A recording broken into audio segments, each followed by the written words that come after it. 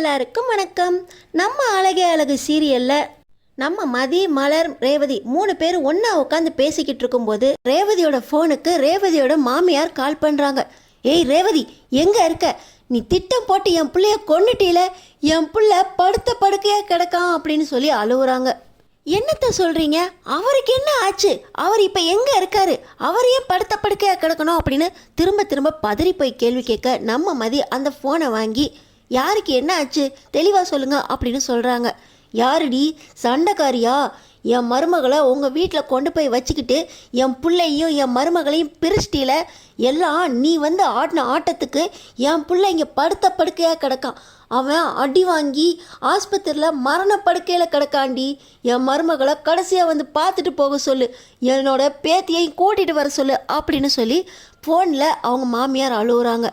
என்ன சொல்கிறீங்க? எந்த ஆஸ்பத்திரிக்கு வரணும் அப்படின்னு சொல்லி மதி தெளிவாக கேட்டுக்கிட்டு நேராக போய் ராஜலக்ஷ்மி ராகவன் ரூம் கதவை தட்டுறாங்க. என்ன இந்த நேரத்தில் கதவை தட்டிக்கிட்டு இருக்க?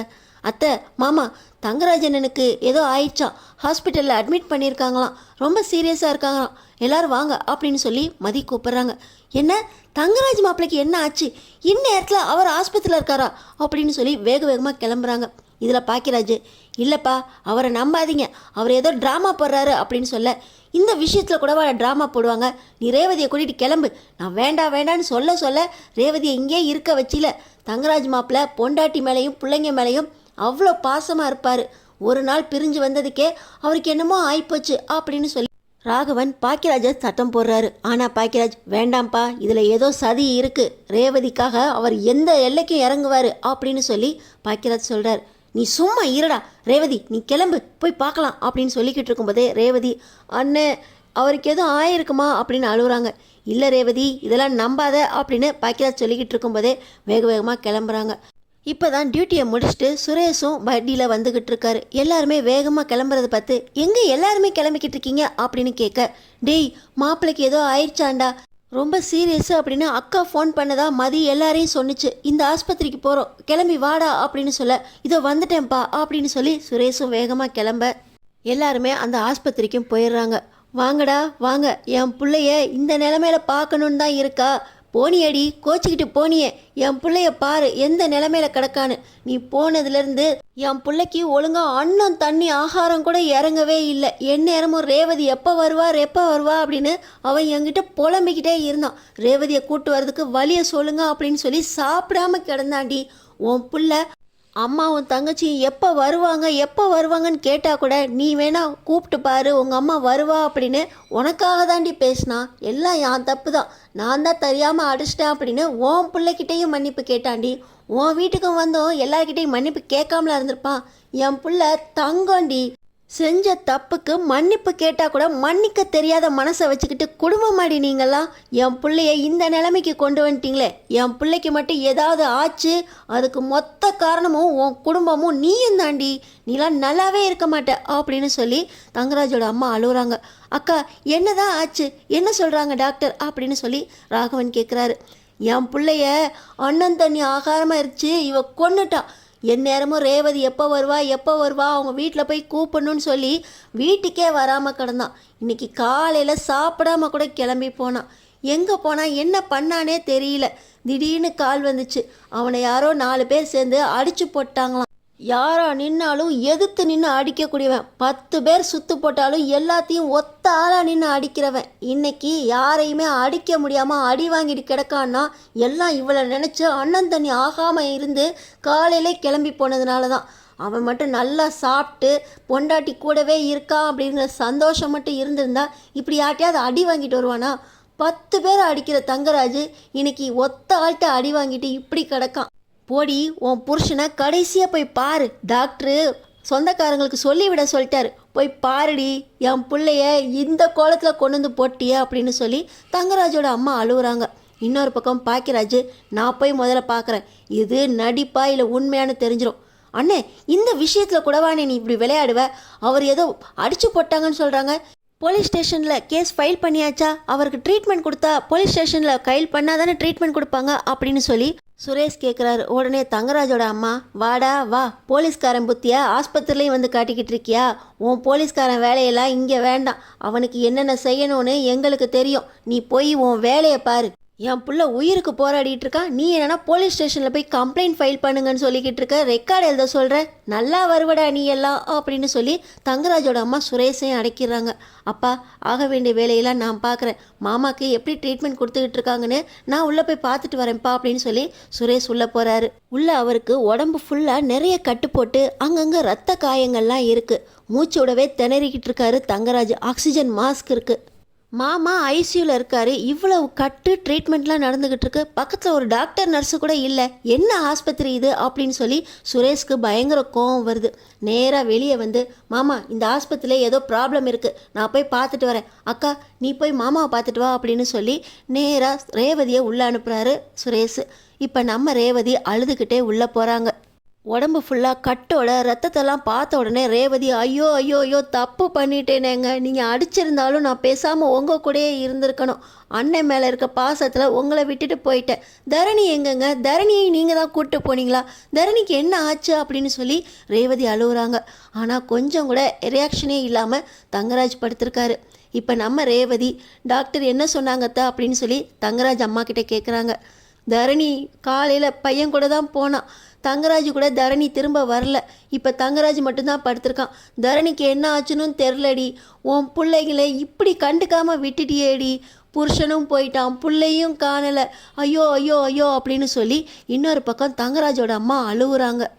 இப்போ தங்கராஜோட அம்மா மறுபடியும், எல்லாம் இவளால் வந்தது, சண்டைக்காரி, வீட்டுக்கு எந்த நேரத்தில் காலடி எடுத்து வச்சாலோ என் குடும்பத்தில் இந்த நிலைமையை கொண்டு வந்து விட்டுட்டா.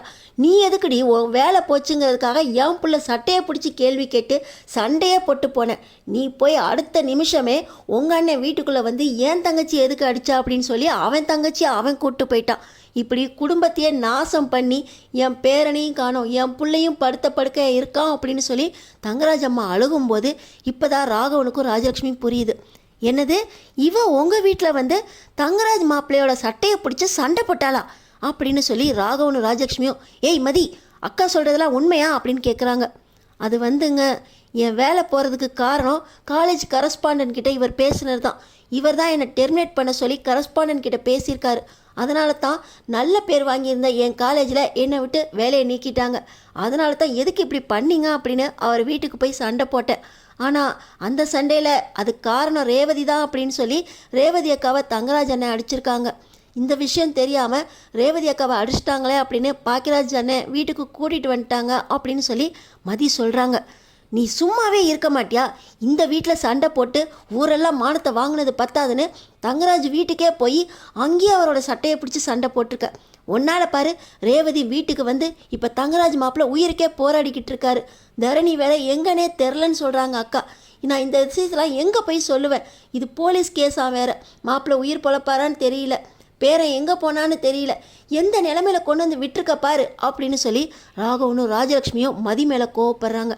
இல்லை, இந்த விஷயத்தை நான் சும்மா விட மாட்டேன், இந்த விஷயம் நான் பார்த்துக்கிறேன் அப்படின்னு சொல்லி தங்கராஜனை காலையில் எங்கே போனாங்க அப்படின்னு சொல்லி அவங்க அம்மா கிட்ட போய் கேட்குறாங்க.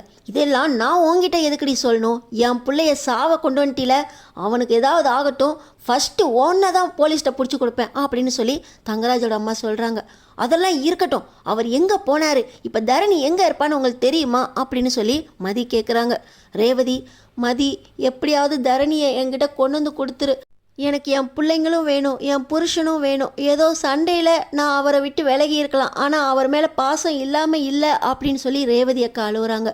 மதி பார்த்தீங்கன்னா, அக்கா நீங்கள் அழாதீங்க, கண்டிப்பாக அவருக்கு ஒன்றுமே ஆகாது, தரணிக்கு ஒன்றும் ஆக விட மாட்டேன் அப்படின்னு சொல்லி மதி சொல்கிறாங்க. இன்னொரு பக்கம் மலர் வந்துட்டு, ரேவதி அழாத ரேவதி, உன் வீட்டுக்காருக்கு எதுவும் ஆகாது, அதான் தரணியை சுரேஷும் மதியும் பார்த்துக்குவாங்க.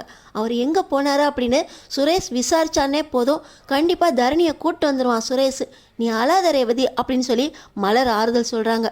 வாங்கடி வாங்க, 3 பேரும் ஒன்றா கூட்டணி போட்டுக்கிட்டு அம்மா கூட ரேவதி ஒழுங்காக பேசாமல் இருந்தா, ஆனால் இப்போ பாரு அவள் புருஷன் படுத்த படுக்கை ஆயிட்டான் அப்படின்னு சொல்லி ராஜலட்சுமி சொல்கிறாங்க.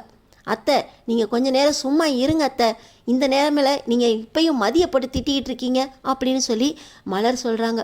என் பேரை எனக்கு வேணும். என் மாப்பிள்ளை தங்கோண்டி, அவருக்கு ஏதோ ஆயிப்போச்சு. ரேவதி, மாப்பிள்ளை காலில் விழுந்து மன்னிப்பு கேட்டார். உன்னை அடிக்க மாட்டேன், இனி திட்டக்கூட மாட்டேன் அப்படின்னு உங்ககிட்ட கையெடுத்து மன்னிப்பு கேட்டார். நீ அப்பயே போயிருக்கணும். எல்லாம் அந்த பாக்கியராஜால வந்தது. பாக்கியராஜ், நீ எந்த நிலைமையில கூட்டு வந்து விட்ட தெரியுமா? இப்போ எந்த நிலைமையில மாப்பிள்ளை இருக்கார் பார்த்தியா அப்படின்னு சொல்லி மறுபடியும் ராகவனும் ராஜலட்சுமி பாக்கியராஜை பேச, அப்பா இந்த விஷயத்தில் நான் மாப்பிள்ளையை நம்பவே மாட்டேன் அப்படின்னு சொல்கிறார். இந்த நிலைமையில ஆஸ்பத்திரியில் வந்து இருக்கோம், இப்போ நீ நம்ப மாட்டேன்னு சொல்லிக்கிட்டு இருக்கியாடா அப்படின்னு சொல்லி ராகவன் பாக்கியராஜை திட்டுறாரு.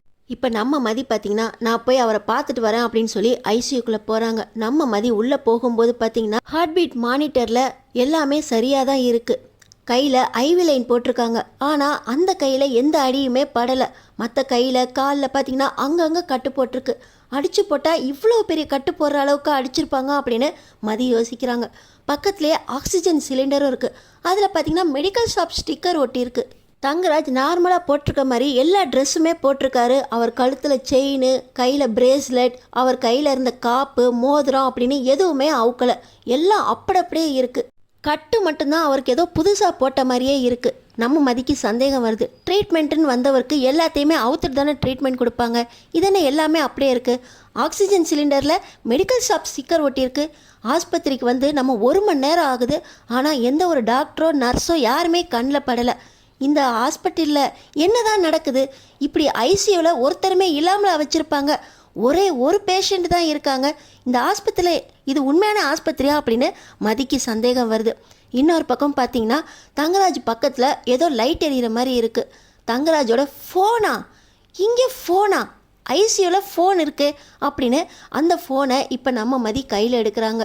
எந்த ஐசியூவில் பேஷண்ட்டோட ஃபோனை பேஷண்ட் பக்கத்துலேயே வச்சுருப்பாங்க அப்படின்னு சொல்லி நம்ம மதி ரொம்ப சந்தேகமாக, இந்த ஹாஸ்பிட்டலோட டீனை நான் பார்க்கணும், இந்த ஹாஸ்பிட்டலில் இவரோட பேர் எங்கே எழுதியிருக்கு, எப்போ அட்மிட் ஆனார் அப்படின்னு எல்லா டீட்டெயில்ஸையும் தெரிஞ்சுக்கணும் அப்படின்னு நம்ம மதி கோவமாக வெளியே வராங்க. நம்ம மதி கோவமாக வெளியே வரதை பார்த்து, என்ன மதி உன்னால தான் இவ்வளோ ஆச்சா, நீ போய் தங்கராஜன்கிட்ட சண்டை போட்டியா அப்படின்னு சொல்லி இப்போ சுரேஷ் கேட்குறாரு. அதெல்லாம் இருக்கட்டுங்க, இந்த ஆஸ்பத்திரியில் எங்கே டாக்டரே காணோம், கேஸ் ஃபைல் ஆயிடுச்சா, எல்லாம் ஃபைல் பண்ணி ட்ரீட்மெண்ட்லாம் கரெக்டாக நடக்குதா அப்படின்னு சொல்லி நம்ம மதி கேட்குறாங்க. என்ன உனக்கு சந்தேகம், எல்லாத்துலேயுமே லெக்சரர் வேலையை பார்க்க ஆரம்பிச்சிருவியா அப்படின்னு சொல்லி சுரேஷ் கேட்குறாரு. அதெல்லாம் இல்லைங்க, உங்கள்கிட்ட டாக்டர் எதுவும் பேசினாரா, இந்த தங்கராஜுக்கு என்னென்ன ட்ரீட்மெண்ட்லாம் கொடுத்துருக்காங்க அப்படின்னு நீங்கள் கேட்கலாமே, நீங்கள் எஸ்ஐ தானே அப்படின்னு சொல்லி மதி கேட்குறாங்க. நானும் அதை தான் பார்க்குறேன், கம்ப்ளைண்ட்லாம் கரெக்டாக கொடுத்துருக்காங்களா, ட்ரீட்மெண்ட்லாம் ஏதாவது நடக்குதா அப்படின்னு கேட்கலான்னு தான் டாக்டரை பார்க்குறேன், டாக்டர் யாருமே கண்ணில் படலை அப்படின்னு சொல்லி சுரேஷ் சொல்கிறார். எனக்கும் அதே சந்தேகம்தான். உள்ள தங்கராஜனனுக்கு கூட எதுவும் ஆன மாதிரி தெரியல, எல்லா ஆர்னமெண்ட்ஸும் அப்படியே போட்டிருக்காரு. தங்கராஜனனை உண்மையிலே யாராவது அடிச்சிருக்கிறதுக்கு வாய்ப்பு இருக்கா அப்படின்னு சொல்லி மதி சுரேஷ்கிட்ட கேட்க, நீ மாமாவே சந்தேகப்படுறியா, நீ சும்மாவே இருக்க மாட்ட அப்படின்னு சொல்லி சுரேஷ் நம்ம மதியத்திட்ட நேராக ரேவதி கிட்ட வராங்க. உங்களுக்கு உங்கள் வீட்டுக்காரோட ஃபோன் எங்கன்னு தெரியுமா அப்படின்னு கேட்குறாங்க. நான் தான் அவர்கிட்ட கோச்சிக்கிட்டு வந்துட்டேனே அப்படின்னு சொல்ல, என் பிள்ளையோட ஃபோனு அவன் அடிபட்ட இடத்துல கிடக்கும் அப்படின்னு சொல்லி தங்கராஜோட அம்மா சொல்கிறாங்க. இல்லை, அவர்கிட்ட தான் அவரோட ஃபோன் இருக்குது, நீங்கள் ரிங் பண்ணுங்க அப்படின்னு சொல்லி தங்கராஜோட அம்மா கிட்ட சொல்ல, நான் எதுக்கடி பண்ணணும், பெரிய போலீஸ்கார மாதிரி எல்லாத்தையும் நீ கண்டுபிடிக்கிறியோ அப்படின்னு சொல்லி தங்கராஜோட அம்மா திட்டிகிட்டு இருக்காங்க. இப்போ ரேவதி நான் கால் பண்ணுறேன் அப்படின்னு சொல்லி இப்போ தான் ஃபோனையே ஆன் பண்ணுறாங்க ரேவதி. ஃபோனை ஆன் பண்ணிவிட்டு தங்கராஜுக்கு கால் பண்ணால் ஃபோன் ரிங் சவுண்டு உள்ள ஐசியூலேருந்து கேட்குது.